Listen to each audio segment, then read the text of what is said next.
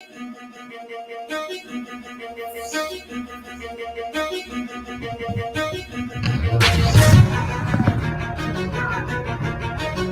right, what's good, fam? Kyle Henderson, BamaInsider.com, along with Trey Yanity.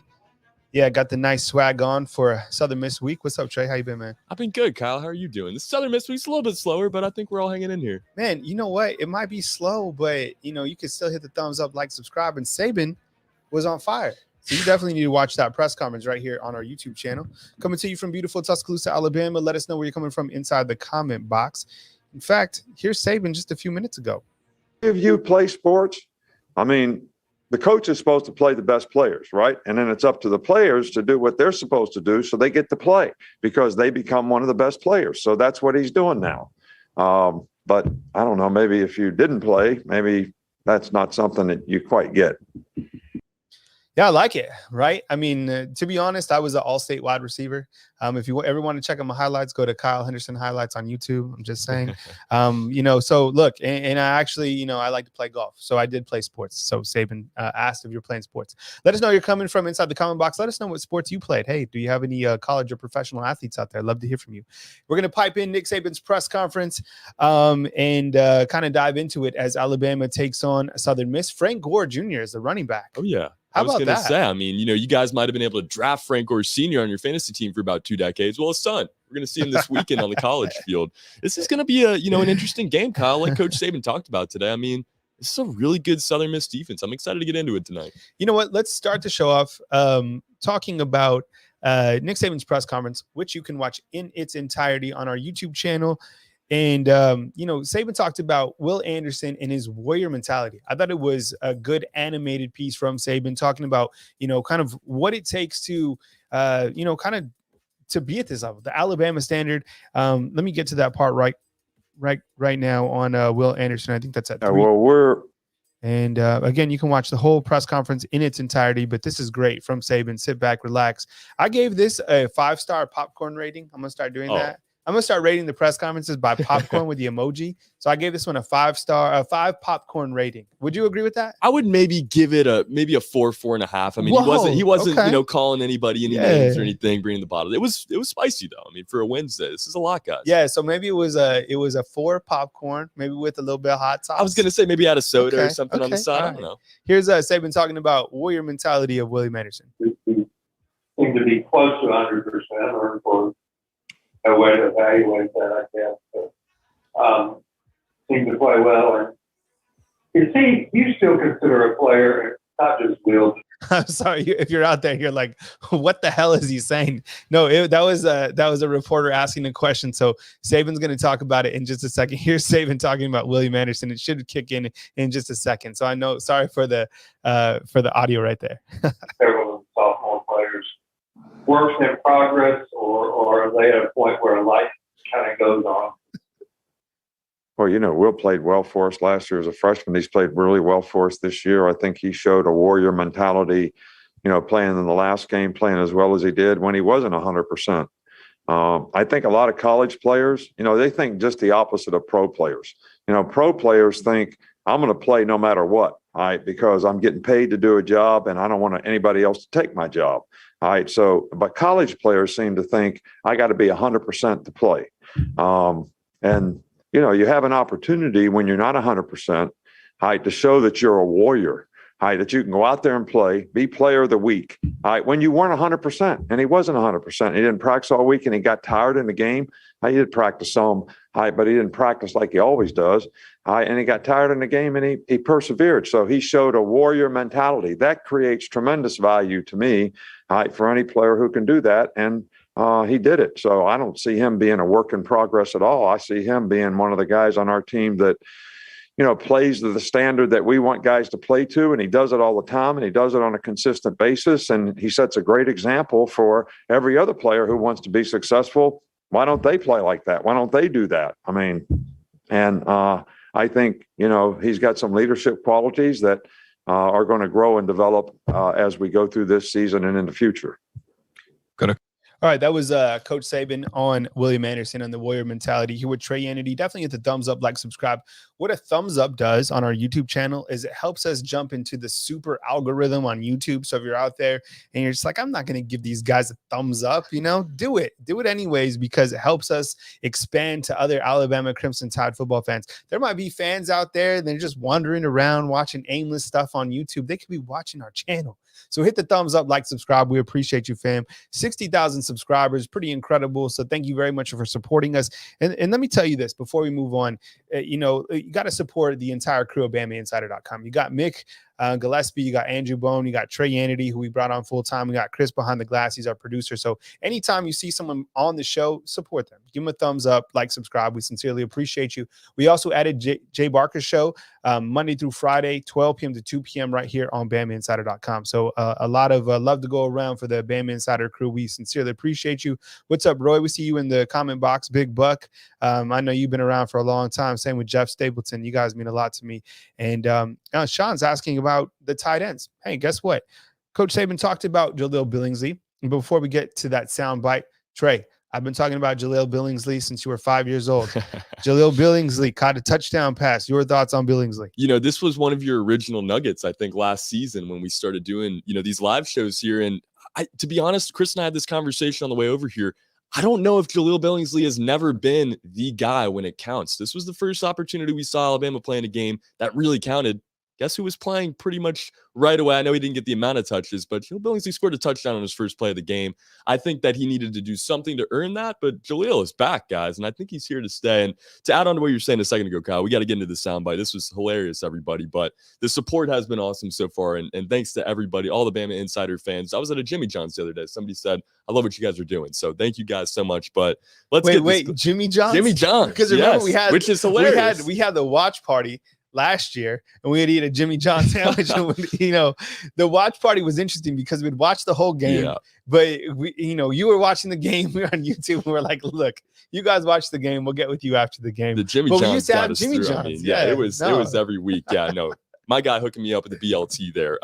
Really, really appreciate it. But let's get to this sound, Kyle. This is hilarious. All right, stuff. Here's Coach Saban talking about Jaleel Billingsley. Casa Grande. Yeah. What has Jaleel Billingsley proven to you to see his role increased as the season's moved on? Well, he's doing what he's supposed to do. He practices better. He's more engaged. He's more focused on what he's supposed to do, and he's having more positive performance on the field, which is what any player is supposed to do. I think that did any of you play sports? I mean, the coach is supposed to play the best players, right? And then it's up to the players to do what they're supposed to do so they get to play because they become one of the best players. So that's what he's doing now. But I don't know, maybe if you didn't play, maybe that's not something that you quite get. Go to Aaron. So to answer your question, he's doing what he's supposed to do. Chris, if we could get a banner up there for your score predictions, all right? Because this is the score prediction show. We've kind of dove into the deep end already, and we're going off this. Dave was like, golf? Yes, golf. I don't know what you're implying by that, but yeah, Dave, what's up, man? I think he's trying to call it your golf game, Kyle. You brought it up a little bit ago. Dave, hey, if you want to go hit the links, man, let me know. I'll go play with you, man. So anytime. Hey, Jackie, what's up? Jackie, man, Jackie's on. She's spitting some fire. If they score 21, Golding needs to be gone. Ooh.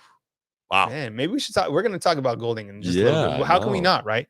All right, Jeff's all fired up about it. He's like, I love it. Excited to see Bama play Ole Miss in our stadium.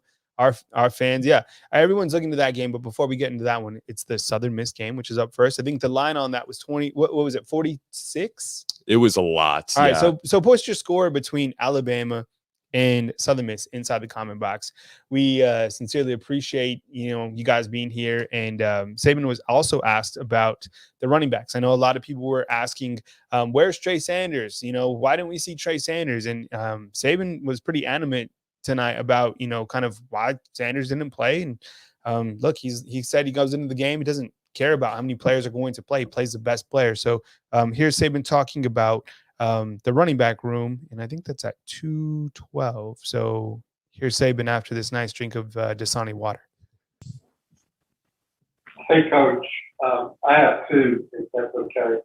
First, was Trey Sanders available Saturday? Was that just a rotation situation? Well, we don't know yet. It's day to day with Trey Sanders is okay. If you're asking about B-Rob, he's day-to-day. There's nothing wrong with Trey Sanders. So I don't really understand the question. Well, we saw a lot of Jason and not much Trey because B-Rob was first. So you answered the question. Thank you. But B-Rob played really well in the game, and Jace really played really well in the game. So, it's not like I sit there and say everybody's going to play this many plays. When it comes to running backs, whoever's playing well and has a hot hand, that's who we're going to play. That's how it's always been around here. We've had some really good backs in the past that didn't play in games that were third guys because the other two guys were rolling and playing good. So there was no plan to play him or not to play him. It's just the way the game worked out. And second on All right, so that was Saban talking about the running back room. Hey, Trey, doesn't play Saban. Time to freak out, time to panic with this running back room? This running back room is just so deep, guys. And this is something that we've been talking about all season and a conversation that I love to have because, a lot of people just wanted this to be Brian Robinson's room and then, everybody else. And I think we've seen that in past years. We saw Damian Harris really take over when there were some other talented backs. Last year, we saw Najee Harris take the country by storm. So I think people wanted there to be one guy that they could turn to have that instant offense, the explosive play. This running back room isn't that this season. It's just as simple as that. He said it today, as best as he could in the conference. Whoever's in the situation, whoever's looked the best in practice that week, maybe whoever's looked best from the goal line or, in the red zone, whatever, that's who's going to play. And it's not to say that one guy is better than the other guy. And obviously Brian Robinson, we find out more and more every day. He's a little bit dinged up here. He's day-to-day still.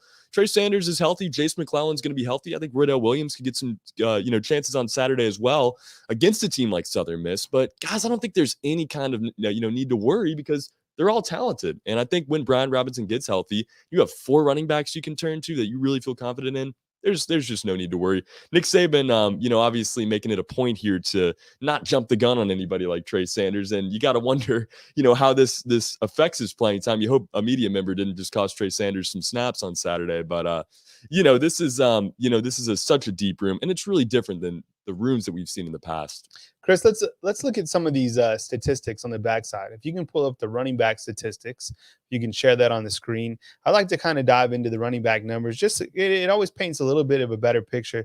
If we can zoom in nice and tight so we can see those. There you go. You hit this button, it zooms in. Okay. It's a little bit still tight to see, but let's see. So you got Brian Robinson, 37 carries, 213 yards, net yardage of 208 yards with 2 touchdowns. You got Trey Sanders, 15 carries, 90 yards with 1 touchdown. And then you got Jace McClellan, who has 22 attempts for 73 yards with a net of 66 yards. Oh, wow. Yeah, there we go. Look at that. Nice and tight. What's up, JG? Appreciate you being here. What's up, Roy? We see you inside the comment box. So when you kind of look at this right now and you look at the running back statistics overall, it's a 3-headed monster. I think any of these running backs can certainly be effective when called on. Now, I know that you guys want Trey Sanders to get his opportunity. He's going to get his opportunity. And what we've seen from him early on, I think, has been really positive. Clearly, the number 1 running back in this room is Brian Robinson. The number 2 back is Jace McClellan. I've said this again and again. I like the way that Jace McClellan catches the football out of the backfield. He did that against Florida, and I thought he did a really good job. This morning, Saban was asked about the decision-making ability of Bryce Young, and I know, and we can get out of, we can go back to Saban if you want. Maybe pull that on. Yeah, this is fun. Go to Aaron. So to answer your question, he's doing what he's supposed to do. But Saban was asked about Bryce Young's decision-making ability this morning on the SEC teleconference. I want to hear from you inside the comment box, along with your score predictions for this Alabama and Southern Miss game. We'll read your score predictions in just a minute. But this decision-making ability, and I think a lot of people are talking about that specific play where Bryce was maybe like a 2 yards. It seems to be the only play that people are talking about negatively on the offensive side, besides Slade Bolden, who dropped that touchdown. But, I mean, he came up and he took accountability. But what's been your take on Bryce Young and his decision-making ability through these first 3 games? Oh, it's been the best part of his game. I mean, there's no doubt about it. For what you want to say about his deep ball, at times it hasn't looked like 100%. And, maybe when he's tried to break out and run, that hasn't looked great. At times and over in the middle as well. He's looked really good in those areas. But I think the best part of his game has been that decision-making. when he has the opportunity to create a big play, he finds the right receivers. And a lot of it's scheming. And I think they've schemed this offense correctly around him. And they really, this offseason, made Bill O'Brien his personal coach. And all this work has obviously made him into the player that we're watching on Saturdays now. But, just the times when you see him scrambling and there is no options and he finds a way to avoid intentional grounding and get the ball out of bounds or, find a way to open some offense up for his team. You're Jamison Williams. I believe it was Jamison Williams. Maybe it was Slade Bolden. It was Slade Bolden yesterday during that press conference talking about how nice it is to play for a quarterback like Bryce because, you're always going to have a little bit more time. He's going to find a way to create some extra a few extra seconds for you to get your route open or whatever the case may be. So I think the decision-making, don't change a thing. If you want to maybe get nitpicky because he's been so good so far, maybe you say just a little bit extra touch on that deep ball. Those first two that we've seen have success have been a little bit behind the receiver. But other than that, I mean, the dude has been almost spotless. And the decision-making, I think, is where it starts. Trey, why don't you read some scores on the screen? How about, Chris, you post them. Trey, you read them. Let's These see are what we score got predictions here for this game coming up against Southern Miss. A little bit lighter this week, guys. We need you to get him into the comments. Let's see. Let's go to Branson Graves up near the top here. Or you know what, Chris, why don't we go to Hayden Correa? I believe just a couple more ahead there. Ooh, nice pronunciation on the Thank you, last thank name. you. Yeah, I like that. There you go. 59-0. I like how you said 59-0. I know. How about that? Yeah. Really spelling it out there. I could see a score prediction like that. I'm going to save mine here. Let's move it down. How about Branson Graves there? Do you see him, Chris? I can get you posted up here if not. Branson Graves, 49-10, a little bit more reasonable. Okay, I like that. About a 39-point game there. Let's keep it going down here. Really haven't had as many this week. We got Bob MCKLV. I'm not going to try to pronounce all those letters together, but he's got 49-0 on this one. Here we go. They're pouring in now. Go. Appreciate it, guys. There you go. Okay. Sean Pendleton coming in, 49-21, Alabama. I like it. Slimeball Jr. How about this? Slimeball Jr. Wait, let's highlight this username. I'm gonna start ranking the usernames. Slimeball Jr. Is there a Slimeball Senior? I was gonna say, where does this? What's the origin? I like Slimeball Jr. Okay, keep it going. JG coming in 48-14. I think that's a fair pick. I think that's something that we could see. How about this? Jeff Stapleton. He's got a little bit of a higher score here, 63-0. That's I'm not going to say a stretch by any means. We've seen it in the past. And I could tell that Jeff Stapleton is he's always so vibrant. He's always in a good mood, always bringing the positive energy. So he's bringing the vibes. Yeah, Jeff's always around. We appreciate you. Your family around here. Yes, sir, Jeff. Thank you, sir. We got DPD 45-10. Okay. We saw DPD last week. I think their score was pretty close if I remember correctly. How about Leo Almond? Hey, this is a low-key good username. Yeah, I was gonna say, this one maybe gets you 3 popcorn buckets. I don't know. And look at this. The avatar is is that a white tiger? I can't. It almost looks like a lion. Yeah, it's a white like a white lion. Some kind of, we'll say big cat there, but all the way around. Great YouTube profile. Okay, there. Similar score, 45-10. Like Andrew Coggin, 55-6. All right. A little bit different there. Slimeball Jr. giving us the fire emojis. Appreciate that, man. Great nickname. Let's move it down to Rec Goat, also in that Jeff Stapleton area. Okay. He's got 65-0. Set a bounce back week. Yeah. I like the mentality. Got to meet the standard. Let's get one more in here, and we'll come back and do some more in a little bit. But Ray Morgan posting up at 44-13. My bad, Chris. I clicked that one off. 44-13 there. I like it. Is that a Dodge? It looks like a Dodge Challenger. I was just about to guess. I think it's a Challenger there. It's a Maybe Challenger. Charger. Okay. I don't know. Oh yeah, it's probably a Charger. Yeah. Yeah, all the way around, guys. Good score predictions here. We got ours coming up a little bit later on, but I think we learned a lot more even about some of our users in the comments right here than anything. All right, so this is the score prediction show every Wednesday night. He's Trey Yanity. My name is Kyle Henderson of BamaInsider.com. We break down Nick Saban's press conference. We just kind of kick the ball back and forth. It's nothing, too serious. It's lighthearted. It's Wednesday, but we are focused and we have a ton of coverage back at BamaInsider.com. Remember, you can listen to the Jay Barker Show every single day, Monday through Friday from 12 to 2 p.m. On Tuesday nights, you can get Recruiting with Andrew Bone. Monday is Monday Night Quarterback with Mick Gillespie. And then on Friday, you got the Tailgate Show with Mick Gillespie. And then following the game is the post-game show from the Westgate Luxury Condo Sky Deck. Mick Gillespie is going to be up there with Chris, our producer, so that should be really fun. So tons of coverage coming your way on BamaInsider.com. Saban spoke about Ajay Hall. I know a lot of people were like, where's Ajay? Put Ajay in. Look, Saban was asked about Ajay Hall tonight. Here's what Saban said. Let's see if I can get that. I think it's at the 6-minute mark. Okay, here we go. I think consistency in performance, making good choices and decisions on a day-to-day basis to do the right things, whether it's on the field, off the field, in academics, whatever it is, because those things really prove dependability. And we try to, get our guys to understand that dependability is really important in their life for them to be successful, as well as in school for them to be successful, as well as in football to be successful. And, he's getting better and better, and he's had some good weeks. So hopefully he'll be contributing sometime soon. Charlie Potter. Hey, Coach. Earlier this week, both Will and DeMarco said they wanted to play to the Alabama standard on defense. Just to you, what does that mean?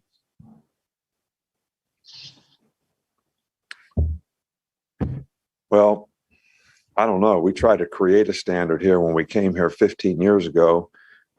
So it means to me what you've seen out of our football teams that, play the next play, that play one play at a time for 60 minutes in the game, regardless of what the score is. They don't win the game. They beat the other team. And there's a difference in those two things. And they can maintain their intensity for 60 minutes in the game. And they're the more physical, they're the tougher team. They play with greater discipline and intangibles than the teams that they play against. And that mentality creates a respect that helps you be successful in your league and the teams that you play year in and year out. So I guess that's what it means to me. Okay, we're going to. Good soundbite. Now, coming up on this next one, our own Tony Sukalis of BamaInsider.com asked Coach Saban about the lack of explosive plays. I want to get your take on this. And first, we'll start with you, Trey, and post inside the comment box as well. When you look to the past wide receivers, let's just take these past 2 years. There's 4 wide receivers that win the first round. We have seen a drop off in explosive plays, minus the 94-yard touchdown from Jameson Williams against Miami. Your take on kind of this receiving unit after 3 weeks of play?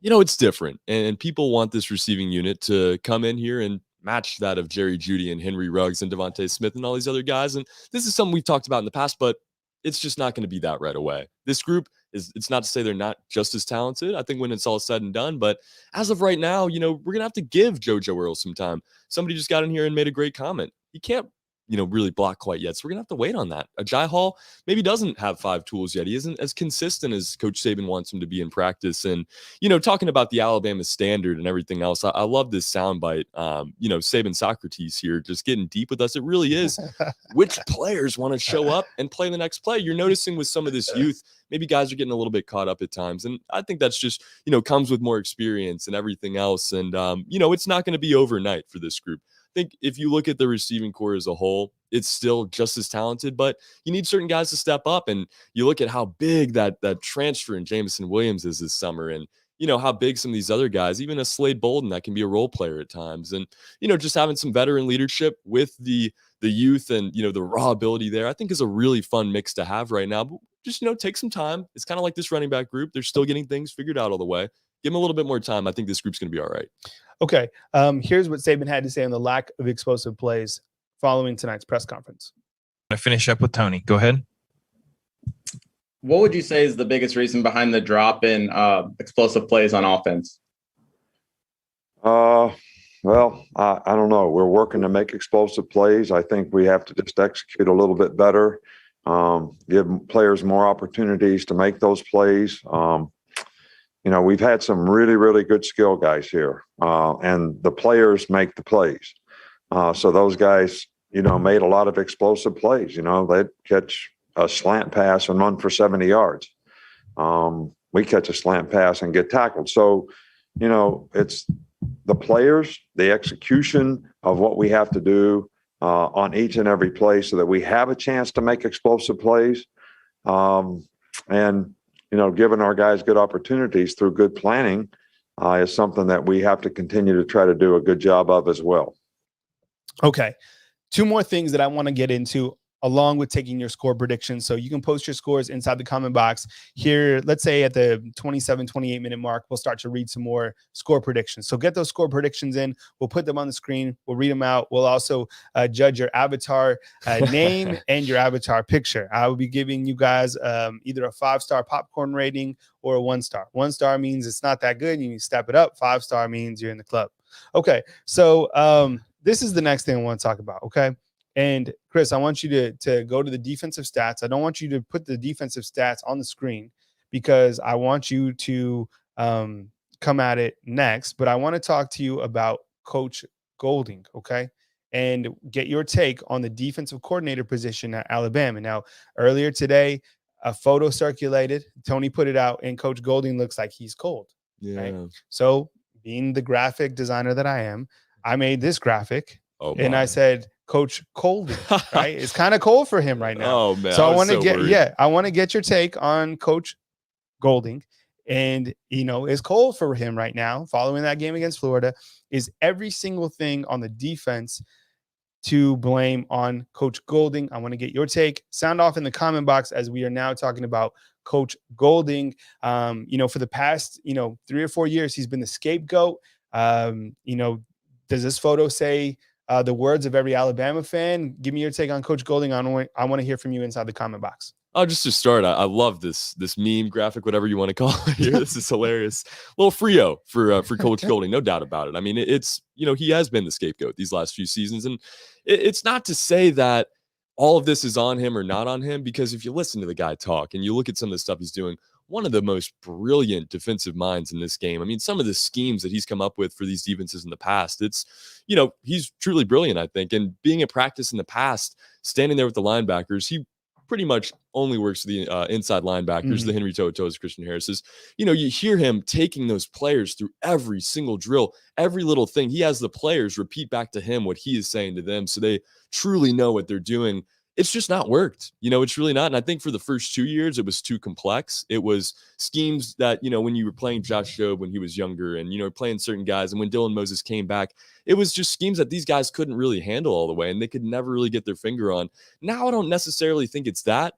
Things are a little bit more simplified, but I don't think we're seeing the rotation that we expected to. There's so much talent in this linebacker room. And, it's not to say that Henry To'oTo'o and, some of these other guys haven't been what they've needed to be, but I want to see guys like Jalen Moody a little bit more. I really want to see that rotation get the full effect. And, maybe that gives guys like Henry To'oTo'o a little bit more of a breather. That does create some problems, though, because Henry To'oTo'o has been your primary play caller. So you need somebody to be that vocal leader in the middle. If you can find a way to get Henry To'oTo'o on the field and Christian Harris on the field at separate times, maybe that's the answer, because they both know how to play call this defense pretty well.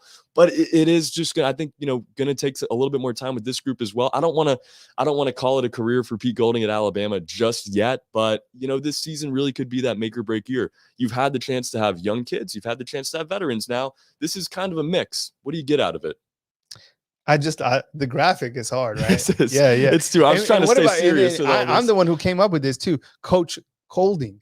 Right, you get it, like Coach Golding. Oh yeah, all right. No, it's now. Look, this is genius. This next graphic, viewer discretion is advised. You're gonna be, probably disgusted with these next grades that I'm about to show. So these are the Pro Football Focus grades following Florida. Pro Football Focus compiles the grades of the players following each game.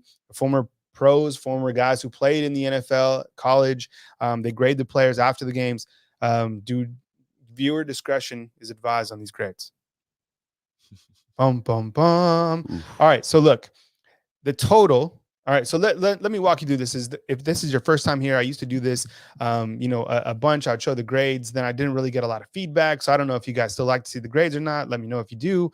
Christian Harris up at the top. Then you see that the position, middle linebacker. Total means snaps. He was in 74 snaps.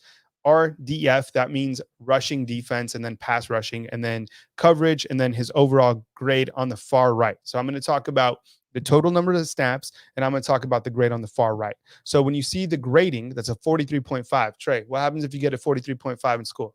You don't do too well. I think it's still enough these days. All right. Yeah. Okay. So same thing with Henry To'oTo'o. Okay. Now, Trey, trivia. Christian Harris and Henry To'oTo'o, they play what position? Inside linebacker. Who is their coach? Pete Golding. Okay. All right. I'm just saying. I'm not pointing fingers. This is factual information. Trey, okay, so far you're passing the class. Yes. Okay. Now this is the interesting thing. As we kind of move down and you start to look at the secondary, DeMarco Hellams, Jordan Battle. What positions do they play? It's on the screen. They play outside linebacker. No. They play defensive back. Excuse me. You're okay. That's incorrect. Okay. Free safety and strong safety. Their coach is Charles Kelly. Okay. Didn't know if you knew that. I'm sure you did. I did. Okay. No, I did. Okay. All right. Now, the next two, okay, Josh Jobe and Jalen Armour Davis. What positions do they play? They're your cornerbacks. Exactly. And who coaches the cornerbacks? It would be Nick Saban. Okay. I think now I'm Nick somewhere Saban. in the 85% So range for everybody, now this is important. For everybody out there who points fingers at the corners, Coach Saban is the corners coach, 100%. It's his call who goes out there. Coach Saban, if you've been to an Alabama practice, and I know you have, Trey, and I've been there several times, many, many times, he is the one who works with the corners. I just want you to know that when you're out there. It's not Pete Golding's call who plays corner. It's Coach Saban's call who plays corner. Well, that's something I wanted to talk about tonight, too. I mean, we hear so much about Daniel Wright and some of these corners and everything else. It's really, I think it's the player, because Coach Saban is with these guys every day. And, you see improvements with some of these guys and with others you don't. And at the end of the day, he is with the whole team for maybe 10, 15 minutes at the beginning of practice. But if these guys aren't getting better, it's probably on them, because he's sitting there making sure they're getting better every practice. It just hasn't, really lived up to the hype so far for whatever reason. I think when people start blaming Pete Golding and blaming him for every single thing, I'm like, let's step back and look at this. Is he out there not missing tackles? Is he, because you and I have both seen him. Mm-hmm. I'm kind of the one to where I follow what Nick Saban says in terms of if Saban's not afraid to play the best guy and to fire coaches and put the best coach there. We've seen it time and time again that Coach Saban continues to have Pete Golding's back. Exactly. And until he does, then, he's the ultimate has the ultimate say in this. And look, Coach Saban is a defensive-minded coach, 1,000,000%, right? He dips into the offense, of course, but he is a defensive-minded coach. So until he makes a decision to move forward with Pete Golding, I think we have to just stay trusting in the process and follow Saban's lead here. Oh, no doubt about it. And, it's one thing if Pete Golding had some crazy success at another school and that was the reason he was here. That's not it at all. He was hired because of his mind and the things that he is capable of. And, just watch one of his press conferences and you'll gain so much respect for the guy. He really knows what he's doing. It's just at times he can't get the players to, match, I think, the level that he's scheming around them. Sometimes it is just a little bit too much for these players. And, what's been the problem on defense when there has been a problem this year? For me, I think it's stopping the run and missing tackles. You can coach that all you want, but at the end of the day, certain players on this team have to start making some tackles. I'm not going to call anybody out individually. I think they're all still trying to get a rhythm with this new defense, because this defense does look so much different than it did last year. They got to figure it out a little bit. I don't think you can blame one person, just Pete Golding in this instance. All right. So let us know where you're coming from inside the comment box. Post those score predictions. If you get those score predictions posted right now, we'll read them on the screen. We'll have Trey Yanity read those out. I'm going to actually, I've already talked about the offensive grades, and I did that the other night. But what I want to kind of wrap the show up with is talking about Alabama's schedule for next season. And it just, look, I'm going to be honest. I'm an honest person. I call it how it is. I do not like the schedule for next season.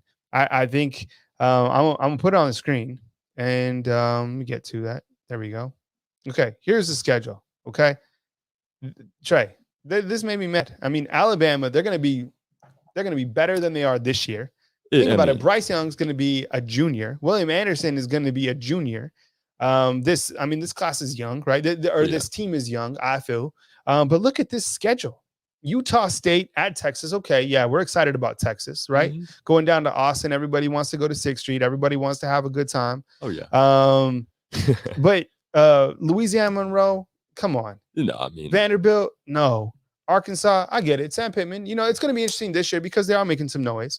Then Texas A&M, Tennessee, the rest, right? But that front end of the schedule, the SEC schedule, when we had the SEC schedule, I was happy. Mm-hmm. I get it. They ran through Mississippi State. They ran through Kentucky. Bama was a buzzsaw last year. But these games, as we kind of turn the page next year, I get a little sad. Yeah, this schedule isn't very exciting. It just isn't. And this is the first year we've seen in a few years that Alabama hasn't opened up with, not necessarily a juggernaut, but another team in a Power 5 conference that has some credibility about them. This is going to be Utah State to start. This is by design. You're going to Texas the next week, but it's going to be a Texas team that probably will look a little bit better next year. I think Sark in year 2 will have a pretty good team out there, but it's not going to be a Texas team that can really compete with an Alabama at that point in their cycle. You look at the rest of the schedule, you got Vandy back on the schedule next year. Your toughest road game is at Arkansas, and that's going to be a pretty good Arkansas team, I believe. But, when you're looking at this schedule, if you would have told me at the beginning of 2021 that your hardest game in the 2022 football schedule was at Arkansas, I probably would have laughed at you. But, this Alabama team's got to do what they do, and who knows who emerges from this group that, maybe we're not talking about right now. Maybe Mississippi State runs into a quarterback, or, it's finally the year that Tennessee is back. So I think you just got to take some time here. It looks super boring right now. It could get a little bit more exciting. You go to LSU there in November. Next year you do get Auburn at home. So that'll be fun for the fans here in Tuscaloosa. But, it's you get to party in Baton Rouge. Yeah, no doubt. It's gonna be a fun schedule. And by the way, if you're out there and you've never been to an LSU game and you've never seen that tailgate and you've never seen those live oak trees outside, you need to pack your bag before that, a couple days before, some extra clothes in case you get into trouble that night or Friday. And then you need to go to the game at night. You need to wear some earplugs because it's an incredibly loud stadium, and you need to enjoy it because Baton Rouge, they're gonna feed you. They're also gonna yell at you after the game. But, it's a good time in Baton Rouge. Look, we'll read out a couple more score predictions and, we'll kind of get through the rest of the show. Definitely hit the thumbs up, like, subscribe. We're not going to keep you here too long. Greg Hall says via Facebook, Alabama 41, Southern Miss 6 from Lexington, Tennessee. Tennessee is such a beautiful state. I love the opportunity every single time I get to go up to Gatlinburg, Sevierville, any of those places. Funny story before we read the next couple score predictions. Broke my finger last year in Gatlinburg. Oh man. Yeah, so I had to go to the urgent care in Gatlinburg. It was before like the whole like corona just like blown up, and my finger was, they treat me well though. Took care of me. That's awesome. Yeah. Nice people up there. Yeah. So read some more score predictions, put them on the screen, and we'll judge the avatars as well. Let's take you through and to wrap it up here. Sam has been getting in the comments. I love the energy tonight, Sam. But he makes a really good point here. You look at some schools in the East, and they're kind of playing a schedule like this every season. So maybe Alabama deserves a little bit of a break there in their schedule. Let's move it along here. 49-7, Bama. That's Skip 07. Okay, UA. I like it. Yeah. He was there from the beginning, 2007. I'm assuming that's what that means. Chris, you know what? I'll just have you post them and I'll read them off here. I don't want to. That's the best way. I don't want to try to jump on you.